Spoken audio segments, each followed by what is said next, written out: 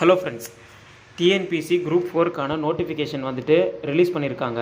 So சொன்ன மாதிரியே வந்து ஜனவரி மாதம் வந்துட்டு ரிலீஸ் பண்ணுவோம் அப்படின்னு சொல்லியிருந்தாங்க. அதே மாதிரி வந்துட்டு நோட்டிஃபிகேஷன் விட்டுட்டாங்க. ஸோ இதுக்கப்புறம் வந்து பார்த்திங்கன்னா நமக்கு ஜூன் மாதம் 9ஆம் தேதி எக்ஸாம்னு சொல்லி எக்ஸாம் டேட்டும் சொல்லியிருக்காங்க. ஸோ இதுக்கு முன்னாடி 2022 ஜூலை மாதம் 24ஆம் தேதி டிஎன்பிசி குரூப் 4 எக்ஸாம் நடந்தது. அதுக்கான ரிசல்ட் வரத்துக்கு கொஞ்சம் டிலே ஆச்சு. அதுக்கப்புறம் 2023 எக்ஸாமே வரல. ஆனுவல் பிளானர் 2024க்கான ஆனுவல் பிளானர் விட்டாங்க. அதில் வந்துட்டு ஃபஸ்ட் எக்ஸாமாக குரூப் 4 எக்ஸாம் வரும் அப்படின்னு சொல்லியிருந்தாங்க. அதுக்கான நோட்டிஃபிகேஷன் கால்ஃபர் எல்லாமே வந்துட்டு உங்களுக்கு பார்த்திங்கன்னா எவ்வளோ வேகன்சிங்கிறதெல்லாம் ஜனவரி மாதம் வந்துட்டு சொல்லுவோன்னு சொல்லியிருந்தாங்க. சொன்ன மாதிரியே ஜனவரி மாதம் 30ஆம் தேதி அதுக்கான நோட்டிஃபிகேஷன் விட்டுட்டாங்க. இன்றைக்கி நமக்கு வந்துட்டு பார்த்திங்கன்னா 4 மாதம் ஃபுல்லாக இருக்குது. ஸோ நீங்கள் தாராளமாக படிக்கலாம். இனிமேலாம் சும்மா அந்த சில்லுங்கிற மாதிரி ஃபாஸ்ட்டாக டக்குன்னு படிக்கணும். ஸோ நீங்கள் ஆல்ரெடி படிச்சுட்டு இருக்கவங்களா இருந்தாலும் சரி, படிக்க போகிறவங்களா இருந்தாலும் சரி, படித்து முடித்தவங்களா இருந்து ரிவிஷன் பண்ணுறவங்களா இருந்தாலும் சரி, நீங்கள் எல்லாமே வந்துட்டு டக்குன்னு இனிமேல் எல்லாம் படிக்கணும். இனிமேலாம் அசல்ட்டாக இருக்கக்கூடாது. ஸோ ஜாபுக்கு போயிட்டுருக்கீங்க, ப்ரைவேட்டில் சும்மா அப்படி இப்படின்னா நீங்கள் விடுறதுன்னு நினச்சா விட்டுட்டு இனிமேல் படிக்கலாம். ஸோ இனிமேல் பார்த்திங்கன்னா இதில் என்ன கொடுத்துருக்காங்க அப்படின்னு சொல்லிட்டு பார்த்துருவோம். அதுக்கு முன்னாடி நம்ம சேனல் டிஎன்பிசி இனோவேஷன் சேனல், நம்ம சேனலுக்கு ஃபஸ்ட் டைம் வரீங்கன்னா மறக்காமல் சப்ஸ்கிரைப் பண்ணிக்கோங்க. வாங்க வீடியோக்குள்ளே போகலாம். ஸோ வந்து டிஎன்பிசி குரூப் 4க்கான அப்டேட்டு இதில் என்ன சொல்லியிருக்காங்கன்னு முக்கியமானதை மட்டும் பார்த்துருவோம். ஸோ இது வந்து பார்த்திங்கன்னா நமக்கு அப்ளிகேஷன் விட்டது 30/1/2024. நம்ம அப்ளிகேஷன் லாஸ்ட் டேட் அப்ளை பண்ணுறதுக்கு வந்து பார்த்திங்கன்னா 28/2/2024. அதாவது பார்த்திங்கன்னா பிப்ரவரி 28ஆம் தேதி வரைக்கும் நமக்கு அப்ளை பண்ணிக்கலாம். ஸோ வந்து விண்ணப்பம் திருத்த சாளர காலம்னு சொல்லிட்டு அது வந்து கொடுத்துருக்காங்க. அதை பற்றி ஒன்றும் இல்லை. எக்ஸாம் வந்துட்டு பார்த்திங்கன்னா உங்களுக்கு தேர்வு நடைபெறும் நாள் வந்து 9/6/2024 9:30 to 12:30 காலையில். விண்ணப்பிக்கும் முறை இதெல்லாம் உங்களுக்கே தெரியும். ஒன் டைம் ரெஜிஸ்ட்ரேஷனு, அதுக்கப்புறம் அப்ளிகேஷன், இதெல்லாம் ஒரு ப்ரௌசிங் சென்டரில் போய் டக்குன்னு அப்ளை பண்ணிவிட்டு நீங்கள் படிக்கிற வேலையை பாருங்கள். ஸோ அடுத்து என்ன கொடுத்துருக்காங்க அப்படின்னு சொல்லிட்டு லைனாக நம்ம முக்கியமானதை மட்டும் பார்த்துருவோம். ஸோ இது எவ்வளோ வேகன்சிஸ் என்னங்கிற அந்த லிஸ்ட்டு கொடுத்துருக்காங்க. ஸோ வந்து பார்த்திங்கன்னா 1 by 1 அது கொடுத்துருக்காங்க. டோட்டல் வேகன்சி மட்டும் எவ்வளோ இருக்குன்னு சொல்லி பார்த்துருவோம். டோட்டலாக வந்து பார்த்திங்கன்னா நமக்கு 6244 இப்போதைக்கு விட்டுருக்காங்க மொத்த காலி பணியிடங்கள். அதுக்கப்புறம் வந்து நமக்கு கண்டிப்பாக எக்ஸ்டெண்ட் ஆகும். ஸோ அதுக்கப்புறம் அப்படியே ஸ்க்ரோல் பண்ணிட்டே வரேன். ஸோ வந்து நமக்கு எக்ஸாம் வந்துட்டு தமிழ் 100 கேள்வி இருக்கும், 150 மார்க்கு. ஜென்ரல் ஸ்டடீஸ் ஜிகே வந்து 75 கேள்வி இருக்கும். அதே மாதிரி வந்து மேக்ஸ் 25 கேள்வி இருக்கும். ஒரு கொஷினுக்கு 1.5 மார்க்கு. டோட்டலாக நமக்கு வந்து 300 மார்க்கு, 200 கொஷினு, 3 மணி நேரம். ஸோ அதுக்கப்புறம் வந்து வயது வரம்பு 18 வயசு முடிஞ்சிருக்கணும், கண்டிப்பாக வந்து 10th பாஸ் பண்ணியிருக்கணும், இந்த மாதிரிலாம் சொல்லிட்டு கொடுத்துருப்பாங்க. இதெல்லாம் வந்துட்டு ஜென்ரல் இன்ஸ்ட்ரக்ஷன்ஸ் தான்.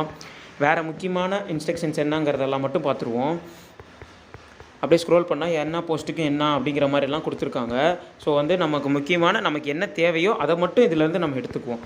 ஸோ அடுத்து வந்துட்டு பார்த்திங்கன்னா உங்களுக்கு வந்துட்டு என்ன இதுன்னு சொல்லிட்டு கொடுத்துருக்காங்க பாருங்கள். குறைந்தபட்ச பொது கல்வி தகுதி அப்படின்னு சொல்லிட்டு ஒவ்வொரு இதுக்கும் இந்த மாதிரிலாம் கொடுத்துருக்காங்க. ஸோ ஒரு எக்ஸாம் எழுதினதுக்கப்புறம் நம்ம இன்டர்வியூனா டாக்குமெண்ட் வெரிஃபிகேஷன் இருக்கும். அதில் மார்க்குக்கு தகுந்த மாதிரி நமக்கு எல்லாமே இது பண்ணுவாங்க. ஸோ ஆதார சான்று எப்படி அப்ளை பண்ணணும் அப்படின்னு சொல்லிட்டு எல்லாமே கொடுத்துருக்காங்க.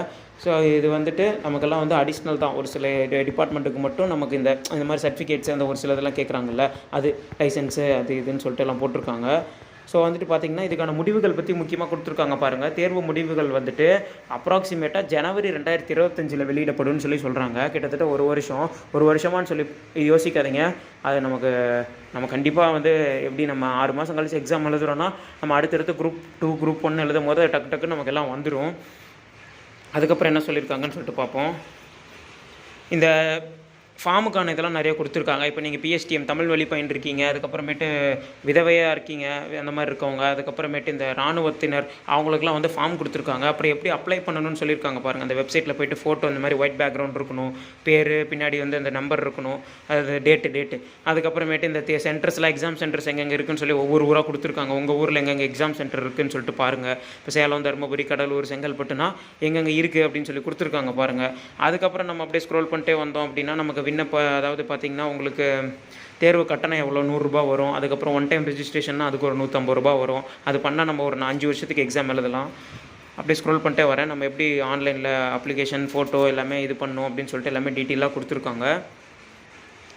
அதுக்கப்புறம் ஒவ்வொரு சான்றிதழுக்கான ஃபார்ம் வந்துட்டு உங்களுக்கு பிடிஎஃபாக கொடுத்துருக்காங்க. இப்போ நீங்கள் ஏதோ ஒரு கேட்டகரியில் வரீங்க, எக்ஸ் சர்வீஸ் மேனு இந்த மாதிரி வரீங்க, அப்போ வந்து மாற்றுத்திறனாளி, அதான் சொன்னல வீடியோ, அதுக்கப்புறம் பிஎஸ்டிஎம் இந்த மாதிரி இருக்குன்னா அந்த ஃபார்மை நீங்கள் சம்மந்தப்பட்ட ஃபார்மை வந்துட்டு நீங்கள் பிரிண்ட் அவுட் எடுத்து அதை ஃபில் பண்ணி நீங்கள் இது பண்ணுற மாதிரி இருக்கும். சம்மந்தப்பட்ட இதுக்கிட்ட நீங்கள் சைன் வாங்கி சப்மிட் பண்ணுற மாதிரி தான் இருக்கும். ஸோ அடுத்து அப்படியே ஸ்க்ரோல் பண்ணுறேன் இருங்க.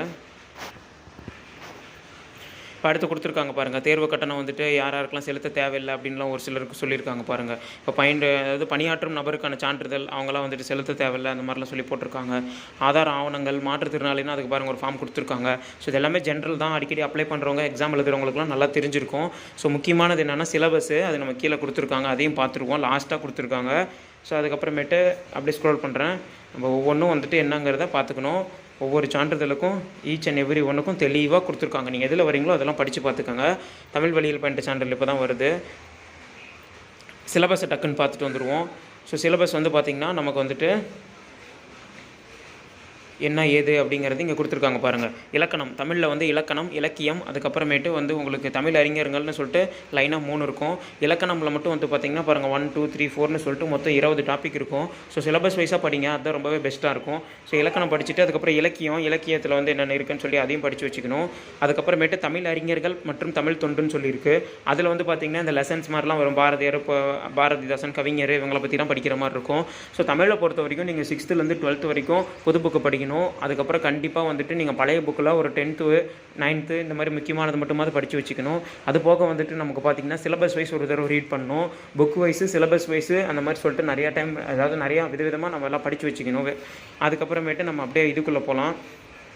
ஜென்ரல் இங்கிலீஷ் யாருக்குன்னு பார்த்தீங்கன்னா உங்களுக்கு வந்துட்டு பார்த்திங்கன்னா எல்லாருக்கும் கிடையாது. இந்த மாற்றுத்திறனாளின்னு சொல்லியிருப்பாங்க இல்லையா, அவங்களுக்கு மட்டும் வந்து பார்த்திங்கன்னா உங்களுக்கு சொல்லியிருக்காங்க பாருங்கள். Only for differently abled person who avail exemption for appearing இன் கட்டாய தமிழ் மொழி தகுதி மற்றும் மதிப்பீட்டு தேர்வு அப்படின்னு சொல்லியிருக்காங்க. ஸோ அது இல்லாமல் முக்கியமானது தமிழ் வந்து கட்டாய தகுதி, அதாவது 100 கேள்வியில் 40 கேள்வியாவது கரெக்டாக ஆகணும். 60 மார்க்கு, அதாவது 40 கேள்வி 60 மார்க்கு. 150க்கு 60, 100க்கு 40 அப்படின்ற மாதிரி கணக்கு வரும். 40 கேள்வி கூட கரெக்ட் ஆகலைன்னா பேலன்ஸ் இருக்க ஜென்ரல் ஸ்டடீஸ், மேக்ஸ் எல்லாம் திருத்தவே மாட்டாங்க. இது வந்துட்டு தகுதி தேர்வு, தமிழ் தகுதி தேர்வு. ஸோ இங்கிலீஷ்க்கு அது என்ன போயமு, அது என்ன எதுன்னு எல்லாமே லிட்ரஸி எல்லாமே கொடுத்துருக்காங்க. ஸோ அடுத்து வந்து பொது அறிவியல்னு சொல்லிட்டு ஜென்ரல் ஸ்டடீஸில் ஃபஸ்ட்டு சயின்ஸ் இருக்குது. சயின்ஸில் ஃபிசிக்ஸ், கெமிஸ்ட்ரி, பயாலஜி எல்லாமே லைட்டாக நம்ம நல்லாவே பார்த்து வச்சுக்கணும். முக்கியமாக வந்து கரண்ட் அஃபேர்ஸு, அதுக்கப்புறமேட்டு ஜாகிரஃபியில் என்னென்னு பார்த்துக்கணும். அதுக்கப்புறமேட்டு வரலாறு, பண்பாடு, அதுக்கப்புறம் இந்திய ஆட்சியல்னு சொல்லிட்டு அது, இந்திய பொருளாதாரம், அதாவது இந்தியன் பாலிட்டி, இந்தியன் எக்கானமி, இந்திய தேசிய இயக்கம் INM, அதுக்கப்புறம் யூனிட் 8 தமிழ்நாடு வரலாறு, மரபு மற்றும் சமூக இலக்கியம், திருக்குறள் அதில் வருது. அப்புறமேட்டு யூனிட் 9 தமிழகத்தில் வளர்ச்சி நிர்வாகம், அப்புறம் மென்டல் எபிலிட்டி, ஆப்டிடியூடு, அதாவது மேக்ஸ் ரொம்பவே ஒரு இம்பார்ட்டன்ட் ரோல் ப்ளே பண்ணுது. தமிழும் மேக்ஸும் ரொம்பவே முக்கியம். தமிழில் கண்டிப்பாக நீங்கள் 90, 95 மேலே எடுத்தே ஆகணும் 100க்கு. மேக்ஸில் 25க்கு 23, 24 கொஷின் கரெக்டாக போட்டே ஆகணும். நீங்கள் எவ்வளோ படித்தாலும் 1-2 கேள்வி கஷ்டமாக தான் இருக்கும், அதை பற்றி பிரச்சனை இல்லை. ஸோ பேலன்ஸ் இருக்க எல்லாமே நம்ம ஒரு 125க்கு 120, அதாவது அட்லீஸ்ட் ஒரு 115, 118 அந்த ரேஞ்ச் வந்தால் மட்டும்தான். ஜென்ரல் ஸ்டடீஸில் வந்து 75க்கு நம்மளால் எவ்வளோ இது பண்ணாலும் நம்ம ஒரு 60, 55, 60 அந்த ரேஞ்சு தான் நெருங்க முடியும். ஏன்னா அந்தளவுக்கு கொஷின் வந்து நமக்கு இதாக இருக்கும், டஃப்பாக இருக்கும்னு சொல்ல வரல. நமக்கு ஃபுல் அண்ட் ஃபுல் வந்து ஸ்டேட்மெண்ட் லெவலு, கூற்று காரணம், அதுக்கப்புறமேட்டு சரியானவற்றை தேர்ந்தெடு அந்த மாதிரிலாம் சொல்லிட்டு டைம் டிலே பண்ணுற மாதிரி மேட்சிட்டு இந்த மாதிரி தான் கொடுப்பாங்க. ஸோ ப்ராக்டிஸ் ரொம்ப ரொம்ப முக்கியம். OMR ப்ராக்டிஸ் எடுக்கலைன்னா ஒன்றுமே பண்ண முடியாது. OMR ப்ராக்டிஸ் ரொம்பவே முக்கியம். ஸோ எல்லாம் பார்த்து வச்சுக்கோங்க. அதுக்கப்புறமேட்டு என்ன எது தேர்வு எக்ஸாம்லலாம் எப்படிலாம் இருக்கணும், OMR ஷீட்லாம் எப்படி எழுதணும், அதுக்கப்புறமேட்டு இது ஃபோட்டோ அந்த மாதிரி எல்லாம் இதெல்லாம் பார்த்து எல்லாமே கொடுத்துருக்காங்க பாருங்கள். அவ்வளோதான், ஜென்ரல் இன்ஸ்ட்ரக்ஷன்ஸ் எல்லாமே கொடுத்துருக்காங்க. அப்படி படித்து பார்த்துக்கோங்க. எக்ஸாம் சென்டருக்கு 1/2 மணி நேரம் முன்னாடி போகணும். அதுக்கப்புறமேட்டு அதுக்கு லாஸ்ட்டாக ஒரு 1/4 மணி நேரம் இந்த ஷேட் பண்ணுறது, கவுண்ட் பண்ணுறதுக்கு, இந்த மாதிரிலாம் எல்லாமே சொல்லி பார்த்துக்கோங்க. ஸோ நம்ம சேனல் TNPSC இனோவேஷன் சேனல். நம்ம சேனலில் TNPSC, DRB, SRBன்னு எல்லாத்துக்கும் கிளாஸஸ், வீடியோஸ், அப்புறம் அப்டேட்ஸ் எல்லாமே கொடுத்துட்ருக்கோம். நம்ம சேனலில் ஃபஸ்ட் டைம் வரீங்கன்னா ஃபாலோ பண்ணுங்கள், சப்ஸ்கிரைப் பண்ணுங்கள், மறக்காமல் நம்ம சேனலை ஃப்ரெண்ட்ஸுக்கெலாம் ஷேர் பண்ணுங்கள். Thank you friends.